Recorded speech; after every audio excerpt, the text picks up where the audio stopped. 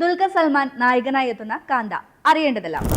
1950കളിലെ Madrasi cinema കാലഘട്ടത്തെ ആസ്പദമാക്കി സംവിധായകൻ സെൽമവണി സെൽവരാജ് ഒരുക്കുന്ന ദുൽഖർ സൽമാൻ തമിഴിൽ വീണ്ടും നായകനായി എത്തുന്ന പീരിയഡ് ഡ്രാമയാണ് കാന്ത. തമിഴ് സിനിമയിലെ ആദ്യത്തെ സൂപ്പർ സ്റ്റാർ ആയിരുന്ന MK ത്യാഗരാജ ഭാഗവതരുടെ ജീവിതത്തിൽ നിന്ന് പ്രചോദനം ഉൾക്കൊണ്ടാണ് ഈ ചിത്രം ഒരുങ്ങിയിരിക്കുന്നത്. നടന ചക്രവർത്തി എന്നറിയപ്പെടുന്ന TK മഹാദേവൻ എന്ന സൂപ്പർ താരമായാണ് DQ സിനിമയിലെത്തുന്നത്.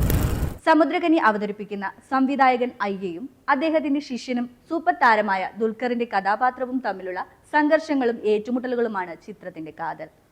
പ്രശസ്തിയും അധികാരവും തമ്മിലുള്ള പോരാട്ടമാണ് സിനിമ ചർച്ച ചെയ്യുന്നത്.